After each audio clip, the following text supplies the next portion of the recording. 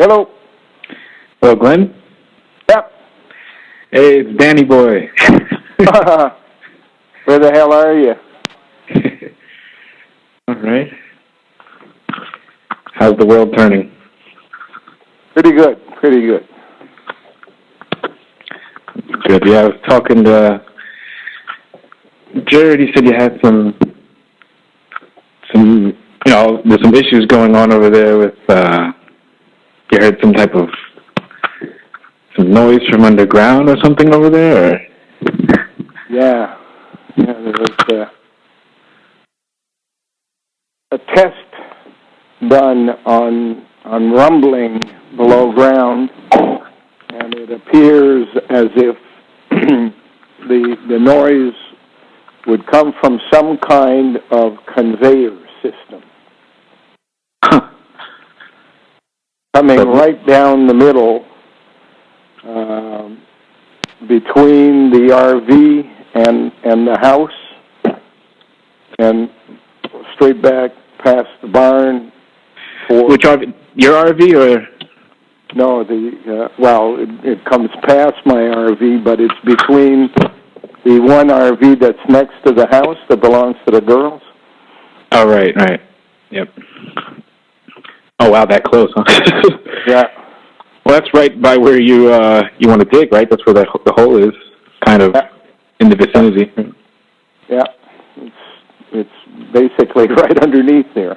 Yeah. If we ever got to get 23 feet down below, we would probably be at the roof of whatever is below us. Yeah. Oh, man. Is that gone away? Or?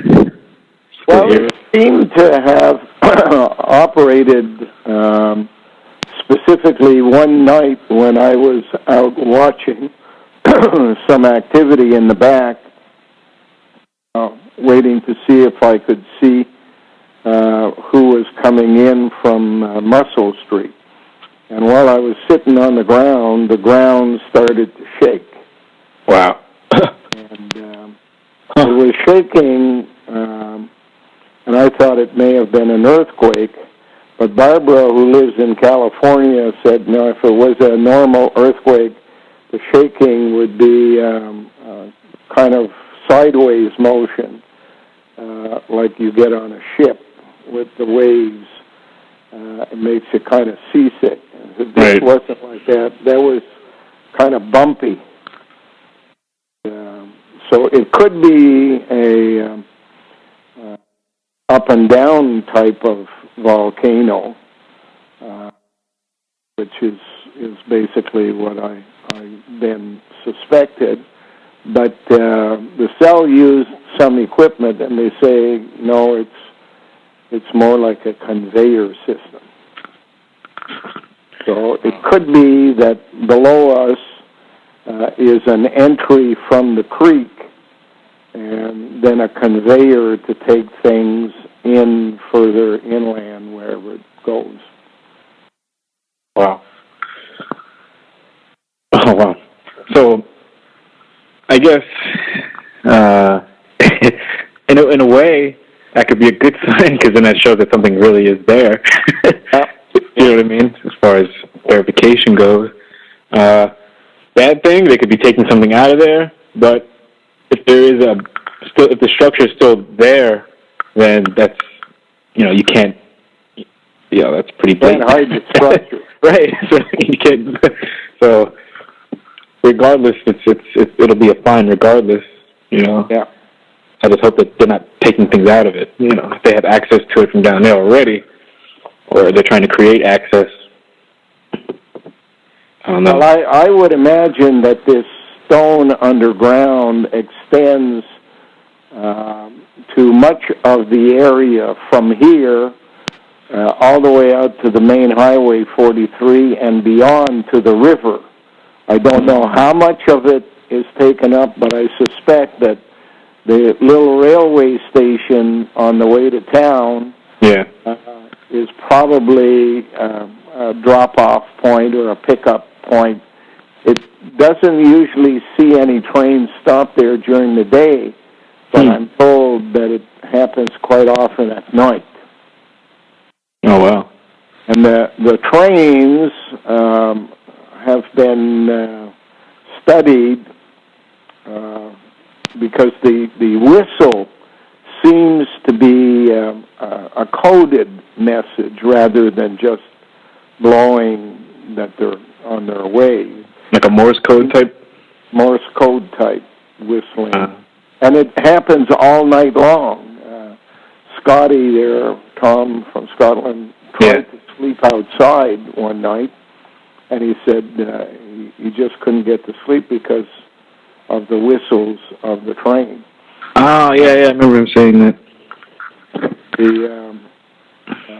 The other strange part about trains is that it's driven by a local motive.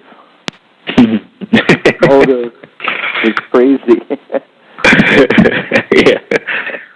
Well, what I know about trains, when they're going over a crossing, I believe they have to hit the horn at least 4 times before, and then as they're approaching it, it's a hold, and it's like I think 2 or 3 rapid ones as they're going over it, and they hold it down as they're actually physically crossing the crossing.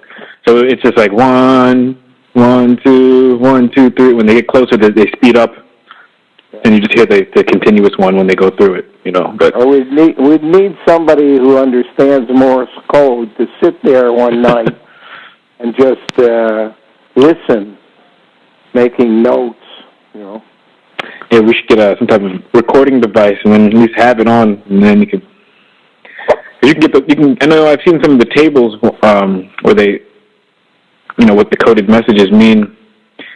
I had a table when I was younger, but how many clicks this mean this or that, or alphabet or something like that. But so it'd be nice if we can get a recording of that, and then we can analyze it whenever. But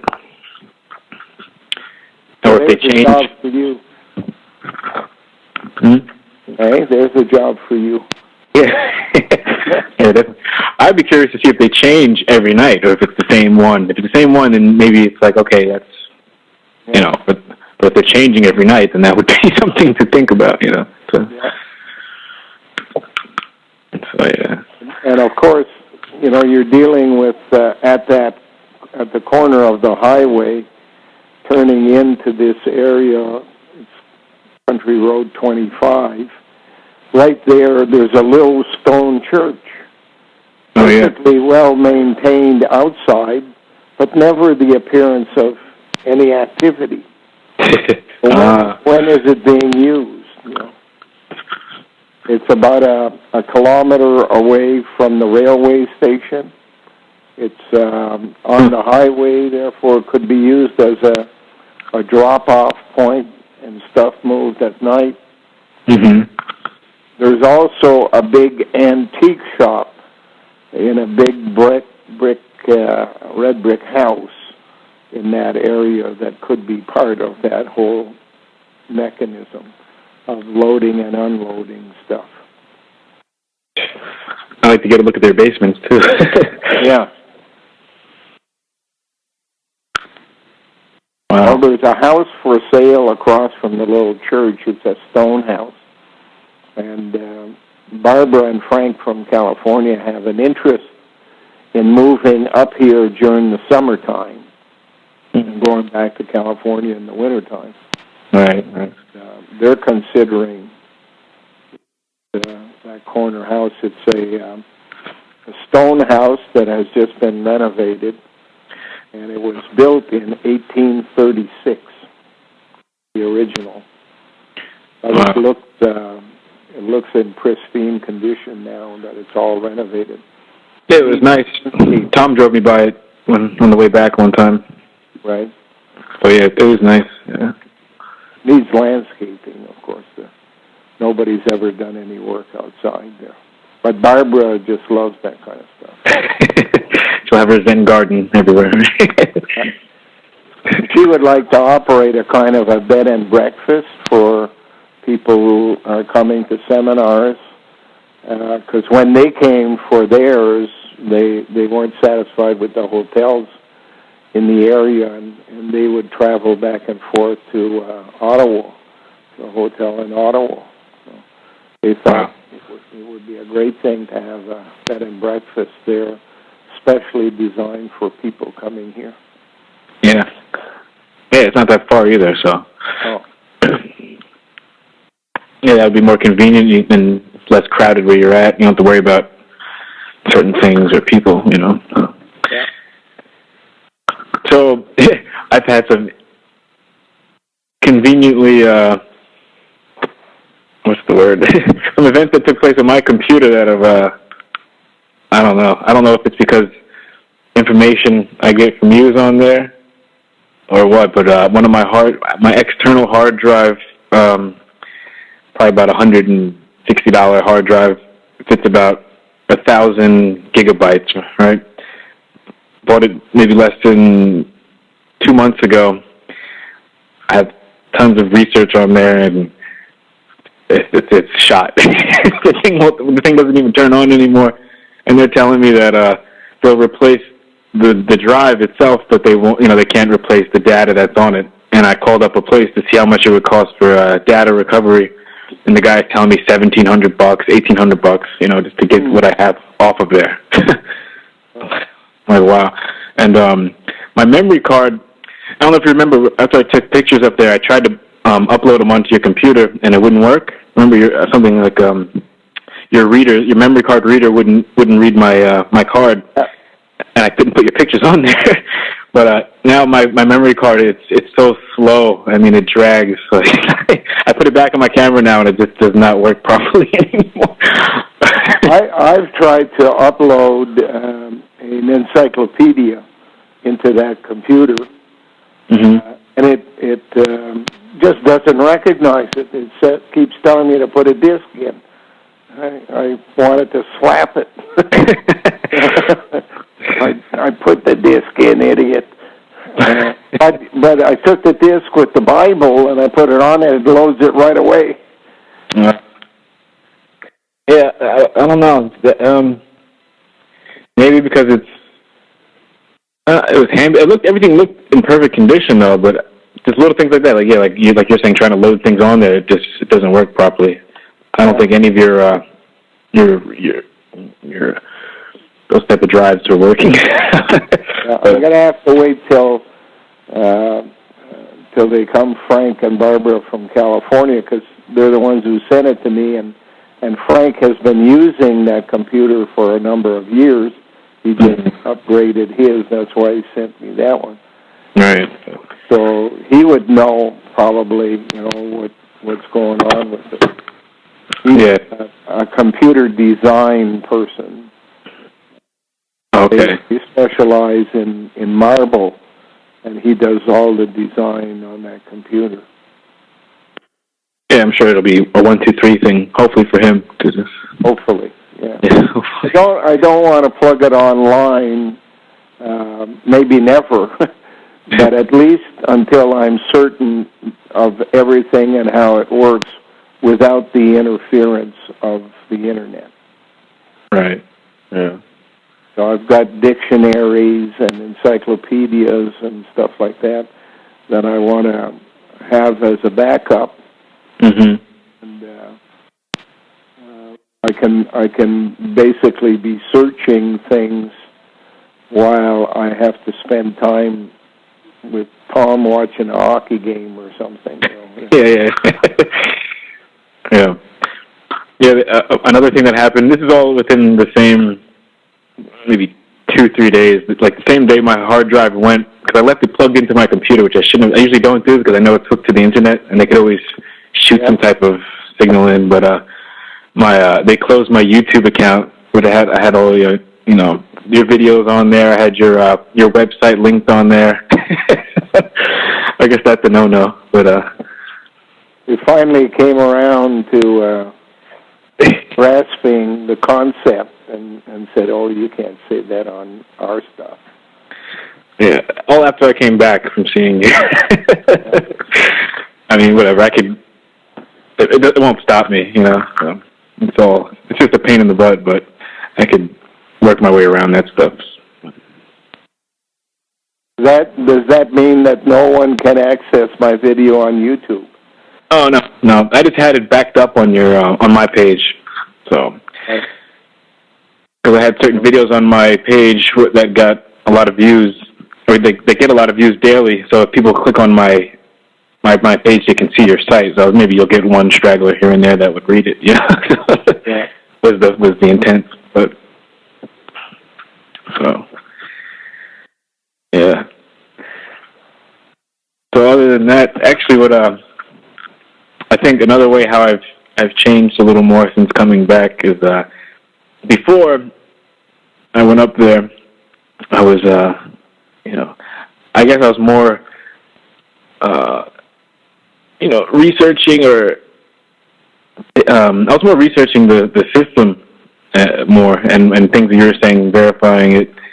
But I think after going to the farm, it's more about creating or being in the mind of solutions instead of just trying to know what's going on. Now it's trying, okay, I know what's going on. I've read about it enough for a number of years, and now it's stopping it, Yeah. I think that's what changes. Why I think people need to get up there, because once you see it, you can visualize everything. You do the workshop, and then you can mentally see everything. You know what you're talking about, and then it's about, okay, enough with the. You can read about it forever. That'll never stop. There's so much stuff out there. One of the things that I've realized is that because they are in a mindset of ritual and ancient history and everything, in trying to locate exactly what it is they're working on, I have basically settled on the period from the Middle Kingdom to the New Kingdom in Egypt, and especially the story of Akhenaten. Mm-hmm. Primarily because the characters that are being attracted to CIPI all seem to have a relationship to the characters that appear in the story surrounding Nefertiti, Akhenaten, the Queen Tai, and their children, and all of that stuff. And it struck me when I was looking through the dictionary that the spelling of Akhenaten is different if you're really following the Egyptian translation. It starts with an I, I-K-A-N,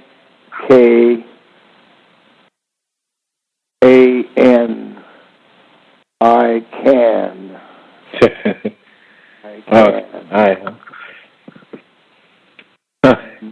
And that really blew my mind when I started looking at it.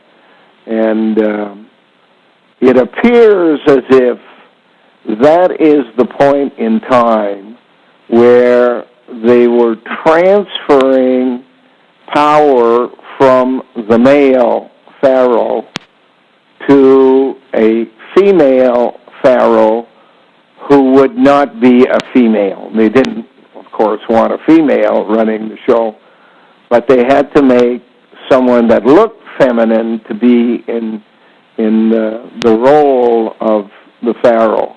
And 100 years prior to Akhenaten, you have the story of Hatshepsut, and every pharaoh that takes over, and she was the first supposedly female pharaoh, every pharaoh has to take the Sphinx and design it to represent their reign.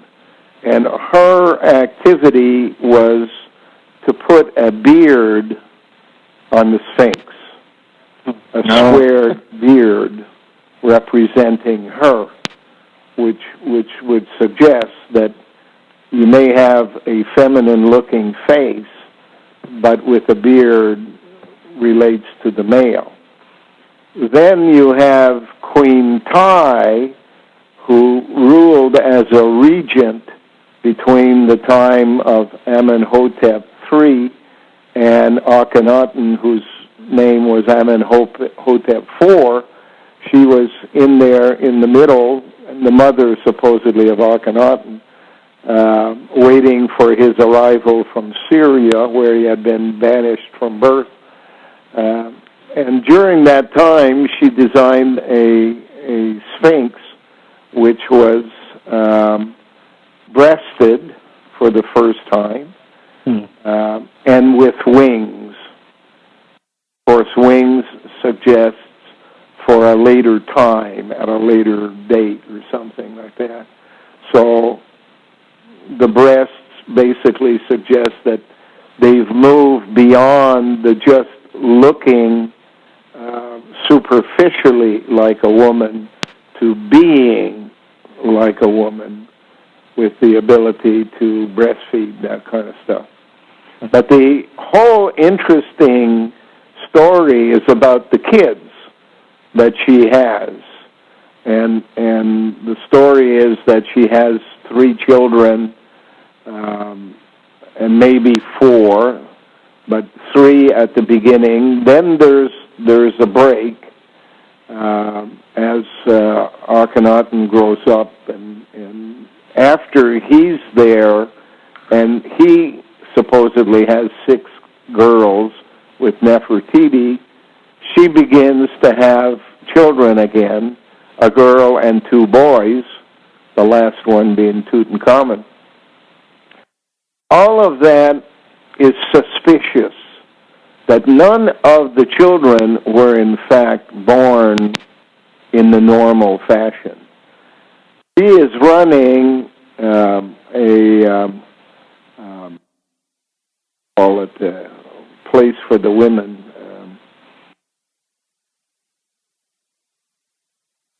a harem, supposedly for her husband, Amenhotep III.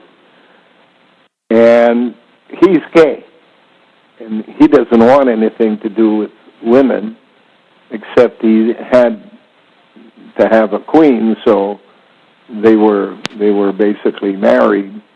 But she was already married to her brother, and it seems as if none of the women in the harem ever had anything to do with the king, and yet babies are produced. So it's a little bit like the Latter-day Saints, or nuns in a nunnery, or Vestal virgins in the old days, where they're running a laboratory and the women there are acting as incubators. Yeah. And the conclusion that I came to is she not only took credit for giving birth to Akhenaten, but her brother, who was her first husband, takes credit for giving birth to Nefertiti. And I think both of them come directly out of the lab. And she disappears after making, Nefertiti disappears after making 6 girls, and that's when the queen comes back and takes over the baby-making process, gives birth supposedly to 1 girl, Akhenaten, whose name is copied off of Akhenaten's second girl, who was Mekhenaten. Mekhenaten, I suggest, becomes Bekhenaten because she dies young, and they would use her DNA to make this second one and change it from M to B. The big change going on in Canada's banking system over the last 5 or 10 years has been the change of the name from Bank of Montreal to M Bank, and M to B linked in there as well. So it's a really interesting puzzle, that whole Akhenaten situation. that deserves a lot more research. I say research because the searches have already been done. Yeah. Well, their whole lifestyle suggests engineering anyway, with mummification, preserving the bodies like that, to be brought back again. Yeah. And a lot museums, mummies, all of that is all suggestive that mummies were the first mothers. Right. Mummy. Come behind the pyramid, I'll make you a mummy. That was one of the old jokes we had when we were kids. None of the girls fell for it because there was no pyramid around.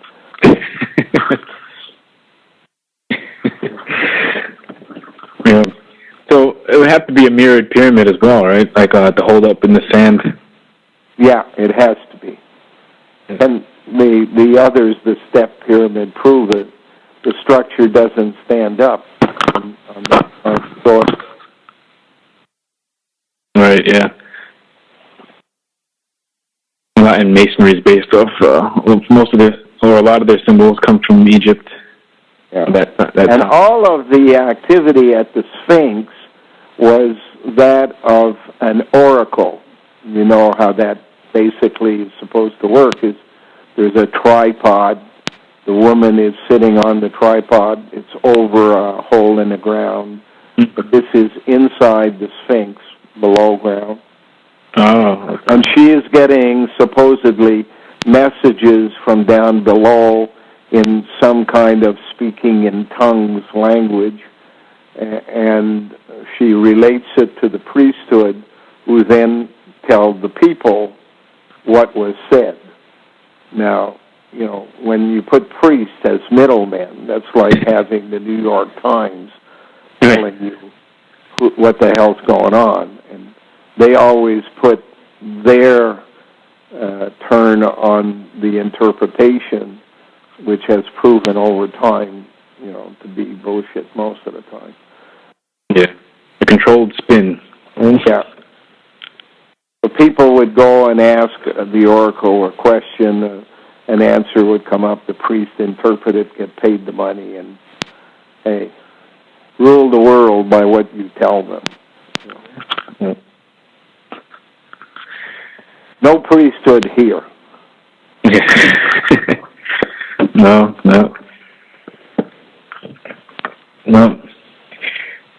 Oh, man. Most of the viziers and seers were, in fact, priests.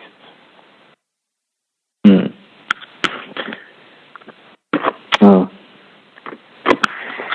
The middlemen, yeah. Yeah. Media. Medicini. Yeah. So, there's a lot of clicking going on this phone line here. I hear it. You must have all of Bell Canada working overtime. Little us, huh? I hope they hear properly and wake up before we're all dead. Yeah, right. They're starting to show those previews now for that 2012 movie. Remember the one I showed you on my phone? Yeah. Now it's on everywhere. I don't know. I think a lot of the problem is that people don't know how to read allegory. So even when they're watching a movie or reading a book, they don't know how to get that overstanding. Yeah.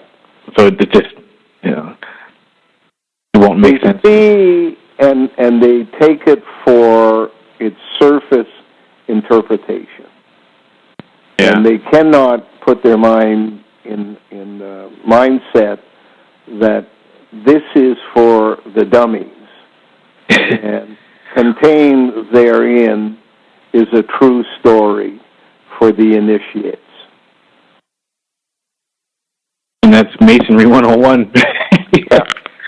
And I don't know, a lot of the people that are trying to, because it doesn't matter the the masses, but even the people that are supposedly looking into this information, they're basically still the masses too. They're just on a different level, I guess. But they can't see it. They argue it as well. And how can you verify this? Like how can you not? Like how can you not see this? It's all around you, everywhere you look. But one of the main things that Masons are stuck on, stupid about, is the fact that men are more important than women, when in fact Masonry, modern Masonry since 1717, only exists for the purpose of finding the women who will carry babies to term within society itself. They don't have a problem making babies, but it's the social engineering that comes afterwards that is not available in a lab or in a monastery or in the mole or whatever. Right. So they have to put them in the real world, and it's the whole purpose of Masonry is to promise a guy money if his wife will do something. Mm. Yeah, that's why they need women, right? So they can still have that control. In the end, the women are the what is called the fusée in a watch. The priests, the men, are like the mainspring. And as a mainspring unwinds, it changes the pull on what it's pulling, and therefore throws it off kilter. But by adding a smaller cone-shaped, grooved cylinder in there, they call it fusée, it takes up the slack and eliminates the effect of the spring winding down and equalizes the spaces so that everything comes out exactly based on 0.01 seconds within a certain period of time. I think it's 60 days or something like that. So it's the same thing as a flare on the highway. It's a big match that you spark, and it ignores the conditions on the outside. It's not affected by wind. It's not affected by rain or snow. Mm-hmm. It just keeps on burning. So the word fusée by itself is interesting because the first letter is F, the last one is E, which is the symbol for iron, and the middle part is the name Sue. And therefore, what it's describing is the role of an iron lady. Yeah. An iron lady is not a woman. It's a wee man. Scary. So even today, well... The balance. Sorry, yeah. So the newer ones would be what, like the younger generation, like the Chelsea Clintons? Yeah. You're basically dealing with a conversion going on in our modern age. I like to use Golda Meir as number one. Yeah. She wears a dress, therefore she must be a woman. Barely. Ugly as hell. Yeah. And then you move up to Margaret Thatcher, the Iron Lady who went to war in Argentina. And from that, you move to a Condoleezza Rice or a Hillary Clinton, an Iron Lady with brains. But the ultimate product has to be, I think her name is Kirchner or something like that, the president of Argentina, who was elected once her husband resigned, and she ran in his stead, or Carla Bruni, the wife of the president of France. You're dealing with, long legs, great body. But isn't she around the same age as Hillary, or maybe a little younger than Hillary? Yeah. So why wouldn't, say, a Hillary be, prettier if they're kind of around the same age, Well, she was part of the improvement project. But, she's always in a pantsuit. Yeah. And you don't want the perfect woman to be copying a male. You want her to use her attractiveness on the outside to attract people in as a female. So pantsuits aren't in this role. Of course, Carla Bruni has her picture taken nude. Now she'll sue anybody who will print it without her permission. But she's about 6'1" or something, long legs. How can you get mad at somebody like that? It's same thing with the governor of Alaska, Sarah Palin. Yeah. How many people, when you ask them, males especially, would say, I wouldn't vote for her. Most of the people would say, I'd vote for her if she let me out of bed. Yeah. Yes, that's the key. It's you get over all of the arguments if the person looks terrific. Yeah. Sex sells, right? Mm-hmm. Automotive industry has known that for years. Yeah. Reincarnation. Carnation. Yes. Control the carnation. Yeah. Rein them in. Yeah. When you work... Huh? What else is going on in your life? Well, I'm still studying, trying to learn this Japanese language to see if I can get find some RAM memory in some ROM people. Did you ever put any of your music on a disc? No, not yet. I was filmed for this public access show a couple of weeks ago that aired, but I should be getting a copy of the DVD soon, but I've never actually went to a recording studio or, even if homemade, if you make one, send me one. I think it's a really intriguing sound. Yes. It probably has a purpose beyond just the notes. Yeah. It may have a physical thing. At least that's the sense I get when I was listening to it.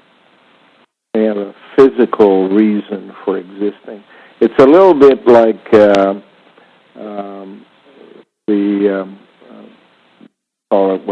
the priests sing in church there in the Buddhist temples and the old Gregorian chants and all of that. Sure that all of those sounds are connected and are basically a language speaking to your nervous system. Yeah. Definitely, yeah. Well, the Shamisen Center probably came into Japan around the mid to late 1600s, 1700s. Well, that was in the time it was under domination by the Americans and the Jesuits. Yeah. 1650 to 1850 approximately. Right. They were shut down, yeah. Yeah. Because it's played in, not the shamisen I brought to your house. There's another genre of it that I play as well, but that's the the one that I didn't bring up there, it has a different melody they use, and they use it in the Kabuki theater. So it's descriptive music for for dancers or something like that. It's an orchestra piece, but Kabuki is part of No Theater. Yep, the No Theater. No was the name of Thebes in the time of Egypt. N-E or N-O was the name of the town we now call Thebes. The bees. Wow, yeah. Yeah, the No Theater. Yeah. No Theater is sometimes spelled N-O-H. This basically means it's connected. Right, the H, yeah. Yeah.